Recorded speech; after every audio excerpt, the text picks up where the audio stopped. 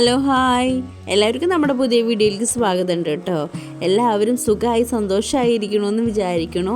ഞങ്ങളിവിടെ ഓക്കെയാണ്, വലിയ കുഴപ്പങ്ങളും കാര്യങ്ങളും ഒന്നുമില്ല, സുഖമായി സന്തോഷമായി തന്നെ ഇരിക്കുന്നുണ്ട്. ഓണൊക്കെ എവിടം വരെ എത്തി? ഡ്രസ്സും കാര്യങ്ങളൊക്കെ എടുത്തായിരുന്നോ? നമ്മളുടെ കേരളത്തിൻ്റെ ഇപ്പോഴത്തെ ഒരവസ്ഥ വെച്ചിട്ട് ഓണമൊന്നും അത്ര സന്തോഷത്തിൽ ആഘോഷിക്കാൻ പറ്റിയൊരു മാനസികാവസ്ഥയിലല്ലല്ലോ അല്ലേ നമ്മളാരും തന്നെ. കേരളത്തിലത്തെ ഭൂരിഭാഗം ആൾക്കാരും ഈ പറഞ്ഞതുപോലെ ഒരുപാട് കഷ്ടതകളും അതുപോലെ ഒന്നല്ലെങ്കിൽ ഒന്ന് ഓരോ പ്രശ്നങ്ങളും ഒക്കെ ആയിട്ട് ഇരിക്കുന്ന ആളുകളാണ്. എന്നിരുന്നാലും ശരി, നമുക്ക് എന്താ പറയുക, ഇതുപോലെ ഒരു വല്ല ആഘോഷങ്ങളും കാര്യങ്ങളൊക്കെയാണ് ഇത്തിരി ഒന്ന് സന്തോഷിക്കാൻ വേണ്ടിയിട്ട് പറ്റണത്. ആ സന്തോഷം ഒരുപാട് ആർഭാടമൊന്നും ഇല്ലാണ്ട് നല്ല രീതിയിലൊക്കെ ആഘോഷിക്കുക. ഞങ്ങളും ഇത്തവണ ചെറിയ രീതിയിലൊക്കെ തന്നെയാണ് ഓണം ആഘോഷിക്കുന്നുള്ളൂ. ഈ പുതിയ മലയാള വർഷത്തിലെങ്കിലും എല്ലാവർക്കും നല്ലതുപോലെ ഇനി മുന്നോട്ട് പോകാൻ കഴിയട്ടെ. ഇത്തവണത്തെ ഓണത്തിൻ്റെ പ്രത്യേകത എന്ന് പറയണത് തന്നെ മഹാബലീനെ വാമനൻ മണ്ണിൽ താഴ്ത്തിയതുപോലെ പ്രകൃതി നമ്മുടെ വയനാടിനെ മണ്ണിൽ താഴ്ത്തിയൊരു വർഷമാണിത്. അങ്ങനെയുള്ളൊരു ഓണക്കാലമാണ്. അപ്പോൾ ഇത്തവണ ഓണം ആഘോഷിക്കുമ്പോൾ അവരേനും കൂടി ഒന്ന് എല്ലാവരും ഓർക്കുക. അപ്പോൾ എന്തായാലും നമുക്ക് ഇന്നത്തെ നമ്മളുടെ വിശേഷങ്ങളും കാര്യങ്ങളൊക്കെ നോക്കാം. അത്തം കഴിഞ്ഞു, ഇന്ന് ചിത്രയാണ്. ഇനിയിപ്പോൾ നമ്മുടെ ഓണത്തിന് ഇനി അധികം ദിവസങ്ങളും കാര്യങ്ങളും ഒന്നുമില്ല, 7-8 ദിവസം മാത്രമേ ഉള്ളൂ. ഇന്ന് പൂമ്പാറ്റയ്ക്ക് സ്കൂളില്ല. ഞങ്ങൾ രാവിലെ തന്നെ പൂ പറിക്കാൻ വേണ്ടിയിട്ട് വന്നതാണ് കേട്ടോ. വരുന്ന വഴിയിലാണ് കേട്ടോ ഈ പൂവിൻ്റെ കണ്ണിൽ പെട്ടത്. ഈ പൂവ് ഞാൻ മുന്നേ നോട്ട് ചെയ്തിട്ടുള്ളതാണ് കേട്ടോ. എനിക്ക് ഭയങ്കര ഇഷ്ടമുള്ളൊരു പൂവാണ് കേട്ടോ. അത് വേറെ ഒന്നുമല്ല, നമ്മളുടെ തൊട്ടാവാടിയുടെ പൂവാണ് കേട്ടോ. കാരണം ഞാൻ കഴിഞ്ഞ തവണ ഈ പൂവ് ഇങ്ങനെ കുറേ പൂവ് ഇങ്ങനെ റോഡ് സൈഡിൽ ഇങ്ങനെ വിരിഞ്ഞ് നിൽക്കുന്നത് കണ്ടപ്പോൾ അന്ന് എനിക്ക് ചാനലൊന്നുമില്ല കേട്ടോ. എന്നിട്ട് ഞാൻ വീഡിയോ ഒക്കെ എടുത്തിട്ട് ഇൻസ്റ്റാഗ്രാമിലൊക്കെ പോസ്റ്റ് ചെയ്യും ഒക്കെ ചെയ്തിട്ടുണ്ടായിരുന്നു കേട്ടോ. അന്ന് ട്രെൻഡിങ് ആയി നിന്നിട്ടുണ്ടായിരുന്നൊരു പാട്ടുണ്ടായിരുന്നല്ലോ. എന്തായിരുന്നു ആ പാട്ട്? തൊട മാട്ടേ തൊടാമ ഞാൻ വിടമാട്ടേ പറഞ്ഞിട്ടുള്ള പാട്ട് കേട്ടോ. ആ പാട്ടും ആ പാട്ടിന് തൊട്ടാവാടിയുടെ വീഡിയോയും അങ്ങനെ ഞാൻ ഇൻസ്റ്റയിൽ പോസ്റ്റ് ചെയ്തിട്ടുണ്ടായിരുന്നു കേട്ടോ. അത് പറയാൻ വേറെ ഒന്നുമല്ല കേട്ടോ, കാരണം എനിക്ക് അന്ന് മുതൽ ഈ പൂവിനോട് ഇഷ്ടമുണ്ട് എന്നുള്ളതാണ് കേട്ടോ പറഞ്ഞത്. സത്യം പറഞ്ഞിട്ടുണ്ടെങ്കിൽ നമ്മളുടെ പ്രകൃതിയിലുണ്ടല്ലോ ഇതുപോലെ ഭംഗിയുള്ള ഒരുപാട് ചെടികളും പൂക്കളും ഒക്കെ ഉണ്ട്. പക്ഷെ നമ്മളത് ആരും ശ്രദ്ധിക്കാറില്ല. അതാണല്ലേ സത്യം. നമ്മുടെ പ്രകൃതി ഒരു സംഭവം തന്നെ. നമ്മളിന്ന് ചേഞ്ച് റോസിയും അതുപോലെ തന്നെ ഒരു 2 കളർ ചെമ്പരത്തിയും പിന്നെ തൊട്ടാവാടിപ്പൂവും കൂടിയിട്ടാണ് കേട്ടോ പൂവിട്ടത്. പക്ഷേ സംഭവം നല്ല രസമുണ്ടായിരുന്നു കാണാനായിട്ട്. എനിക്ക് ഓൾറെഡി ഈ പൂവ് ഇഷ്ടമാണ്, തൊട്ടാവാടിപ്പൂവ് കേട്ടോ.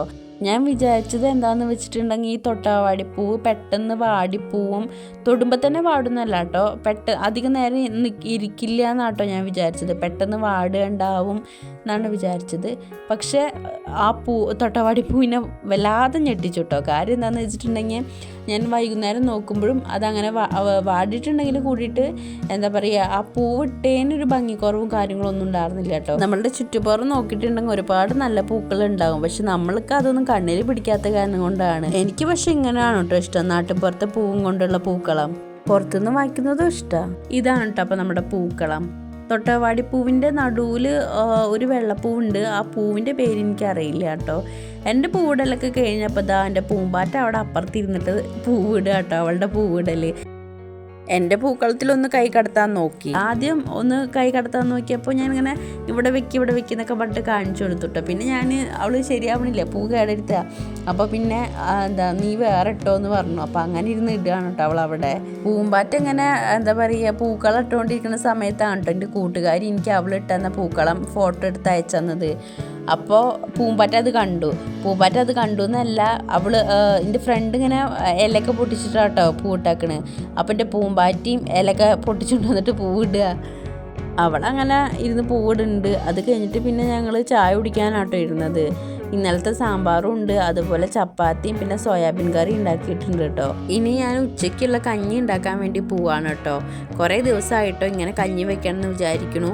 എന്നും ഏട്ടൻ ചോറ് കൊണ്ടുപോകണ കാരണം കൊണ്ട് ചോറാണ് കേട്ടോ വെക്കാറ്.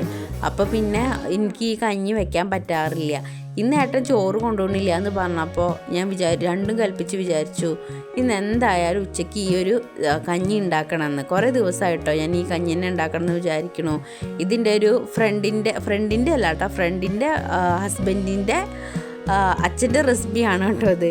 അപ്പോൾ അവൾ എനിക്ക് പറഞ്ഞു തന്നു. അപ്പോൾ അതുപോലെ ഞാൻ ചെയ്യാൻ കേട്ടോ. അവളത് പറഞ്ഞപ്പോൾ മുതൽ കഴിക്കാൻ തോന്നുന്നതാണ് കേട്ടോ.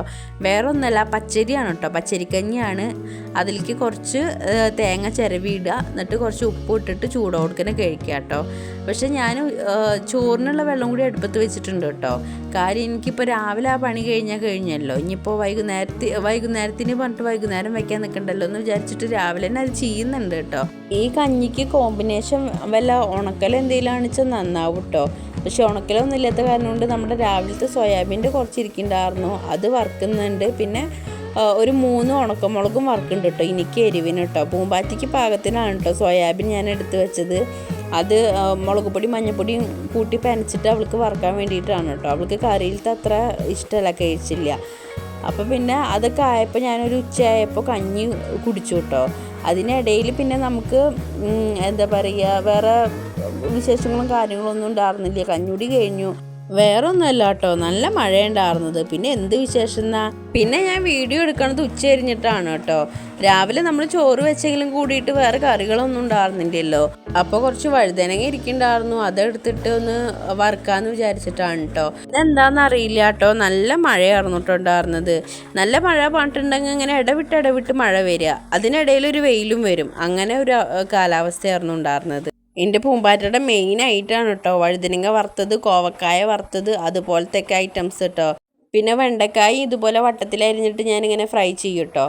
പിന്നെന്താ, പിന്നെ നമ്മുടെ പയറുണ്ടല്ലോ, പയറും ഞാനിങ്ങനെ നീളത്തിലിങ്ങനെ പൊട്ടിച്ചിട്ട് ഉപ്പേരി വെക്കണ പോലെ, എന്നാൽ ഉപ്പേരി വെക്കണ പോലെയും വറക്കണ പോലെ ആക്കിയിട്ട് ഒരു പ്രത്യേക തരത്തിൽ, അതും അവൾക്ക് ഭയങ്കര ഇഷ്ടമാണ് കേട്ടോ. അപ്പോൾ എന്തായാലും വൈകിട്ട് അവൾക്ക് ചോറ് കൂട്ടി കൊടുക്കാൻ വേണ്ടിയിട്ടാണ് കേട്ടോ ഞാനിപ്പോൾ ഇതുണ്ടാക്കണത്. അതുപോലെ തന്നെ മത്തങ്ങയും പയറും ഉണ്ട് കേട്ടോ, പച്ചപ്പയറാണ്. അപ്പോൾ അതും ഒന്ന് കറി വെക്കണം. കുറച്ച് വെള്ളത്തിൽ എന്താ പറയുക, ചീനിമുളകാണ് കേട്ടോ ഇടണത്, കാന്താരിമുളകൊക്കെ ഇട്ടിട്ട് കുറച്ച് ഉപ്പൊക്കെ ഇട്ടിട്ട് വേണമെങ്കിൽ കുറച്ച് മഞ്ഞൾപ്പൊടിയൊക്കെ ഇട്ട് കൊടുത്തിട്ട് നമുക്കതൊന്ന് വേവിച്ചെടുക്കുക. അതങ്ങനെ വേവിച്ച് വന്നിട്ടുണ്ട്. അപ്പോൾ നമുക്ക് വൈകുന്നേരത്ത് ഊണിന് ഇതാണ് കേട്ടോ. പിന്നെ എൻ്റെ ഈ ഒരു ചെറിയൊരു വീഡിയോ നിങ്ങൾക്ക് ഇഷ്ടമാവുകയാണെന്ന് വെച്ചാൽ ഒന്ന് ലൈക്ക് ചെയ്യണേ. അതുപോലെ തന്നെ സബ്സ്ക്രൈബ് ചെയ്ത് സപ്പോർട്ട് ചെയ്യാനും മറക്കല്ലേ. പിന്നെ നോക്കുകയാണെങ്കിൽ ഏട്ടൻ വന്നപ്പോൾ അവിൽ മിൽക്ക് ഉണ്ടാക്കുന്നുണ്ട് കേട്ടോ. ഏട്ടനാണ് കേട്ടോ ഉണ്ടാക്കിയത്. അപ്പം എന്നോട് അവിൽ വറുത്ത് കൊടുക്കാൻ പറഞ്ഞു. അപ്പോൾ ഞാൻ അവിൽ വറുത്ത് കൊടുക്കുന്നുണ്ട് കേട്ടോ. ഏട്ടൻ വന്നപ്പോഴേക്കും എന്താ പറയുക, ഇന്ത്യയും പൂമ്പാറ്റയുടെയും കുളിയും മേലെഴുകലും എല്ലാം കഴിഞ്ഞിട്ടുണ്ടായിരുന്നു. അപ്പോൾ ഞാൻ അവിൽ വറുക്കാൻ നിന്ന നേരം കൊണ്ട് ഏട്ടൻ കുളിക്കാൻ കയറി. ഏട്ടൻ കുളിച്ച് വന്നപ്പോഴേക്കും എന്താ ഏട്ടൻ അവിൽ ഉണ്ടാക്കുകയാണ് കേട്ടോ. അപ്പോൾ ഞാൻ അതിൽ ചേർക്കുന്ന ഇൻഗ്രീഡിയൻസ് ഒക്കെ ഒന്ന് ഫോട്ടോ എടുത്തതാണ് കേട്ടോ. അപ്പം അങ്ങനെ അവിൽ മിൽക്കൊക്കെ അടിച്ച് വെച്ചിട്ടുണ്ട് കേട്ടോ. ഞങ്ങൾ പല രീതിയിലാണ് കേട്ടോ ഉണ്ടാക്കുക. ഇന്ന് ഉണ്ടാക്കിയ പോലെ എല്ലാട്ടോ നാളെ ഉണ്ടാക്കുക. ഇത്രേ ഉള്ളൂ. പാലുണ്ടാവും, അവിലും ഉണ്ടാവും, പഴം ഉണ്ടാവും, പിന്നെ ബാക്കി ഇൻഗ്രീഡിയൻസൊക്കെ ഞങ്ങൾക്ക് തോന്നിയതുപോലെയുണ്ട് കേട്ടോ. പക്ഷെ സംഭവം ടേസ്റ്റ് ഉണ്ടാവാറുണ്ട്.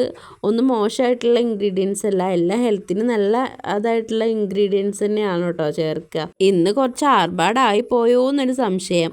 ഉണക്കമുന്തിരി ഉണ്ടായിരുന്നു, അതുപോലെ തന്നെ കടല, പിന്നെ എന്താ പറയുക ഈത്തപ്പഴം, അങ്ങനെ എല്ലാം ഉണ്ടായിരുന്നു കേട്ടോ. അപ്പോൾ ഇത്രേ ഉള്ളൂ കേട്ടോ ഇന്നത്തെ വിശേഷം. അപ്പം നാളെ കാണാം. താങ്ക്